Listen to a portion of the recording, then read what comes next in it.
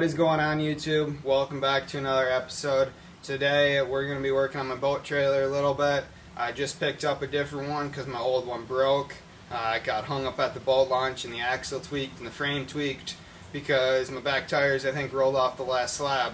So with this trailer here, we're going to be doing some modifications to it to hopefully prevent that from happening here in the future, because it doesn't look like our water's coming up at all anytime soon here. It's 90 something degrees out today and it's dry, and there's not really a forecast for rain in the future. The rivers are dropping, the fishing's been slow, but we're still doing our thing here. I'm going to show you what I'm thinking. I did see this, one other guy did this on the internet. I don't know who it was, but credit to you, man. You came up with a smart idea, and I'm going to implement it on my new boat trailer. I'm going to show you guys what I got going on in case you want to use it on yours.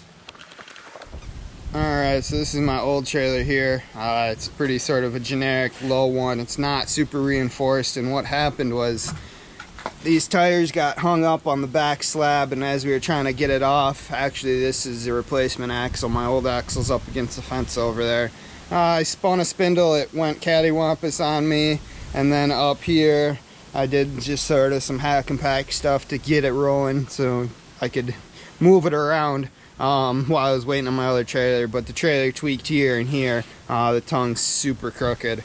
So what on this trailer we got going on, it's a much heavier duty frame. There's some metal cross reinforcements in there. It's an older Shorelander trailer, and what we're gonna do here is we're gonna come out and we're gonna build sort of like a triangle kicker out of some tube.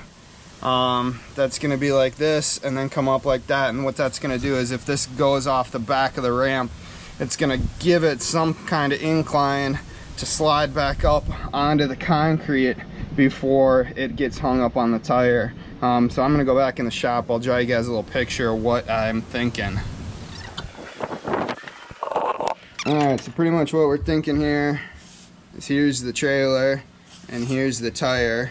And all I'm gonna do is drop down with a piece of tubing like that and then come back up and pretty much make a triangle here. And what that will do is give it something. If you're coming this way back out of the water and say here's your concrete slab, it's gonna bounce off this tube and pull your trailer back up before it gets caught up and breaks your tire and your axle, or at least that's the hope. So I'm gonna get to measuring and cutting. Alright, so I got a piece of DOM tubing here left over from God knows what at this point. And we're going to be measuring it out here. I'm going to need 6 1-foot chunks, so to make this a little bit easier to work with. I'm sort of working in this corner here because my shop is jam-packed full of crap, like always. We're just going to mark a little bit past, we're going to do 4.5 feet here for our first cut. Then we're just going to chop that down, and then we're going to chop a couple more off here. So I'll throw you guys on time lapse and play some magical music so you don't have to listen to this saw. But if you're looking for a metal chop saw, cold cut saw, carbide saw, this Evolution one here, money well spent. I'm going to grab some glasses and some earplugs.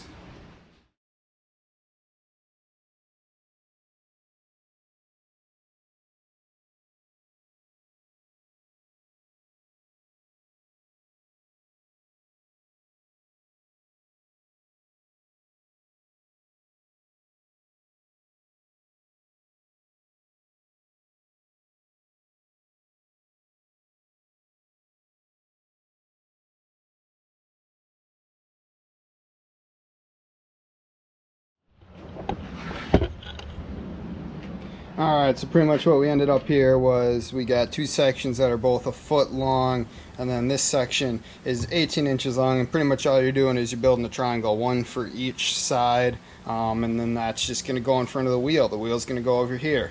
So I got my handy dandy tubing notcher out over here. We're set up to do some 45s. We're going to notch some 45s on these legs here, just so that it goes together a little bit cleaner. You don't have to do that. You could just slam it together and weld it up if you wanted, but we're going to try and make this look halfway decent just because I just picked this trailer up and no point in having it look like a junk pile. So we're going to get to notching this tube here. Alright, I got the hang of this. I remembered how the heck to do it. It works pretty well when you know how to use it, not when you don't.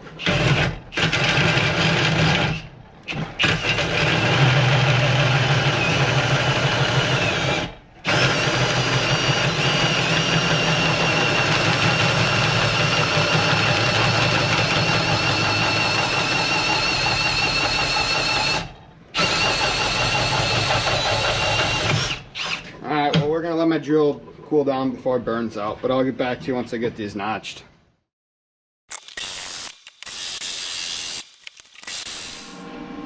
Alright, so I got my welder all set up here. We're going to tack these up, get them going.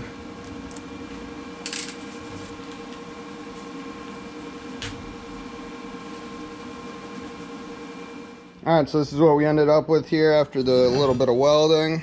We got that triangle, which is going to be in front of the tire, that tire deflector. And then I notched and welded on these two sections of tube here that are going to hook up to the frame. So we're going to go over there and get working on it.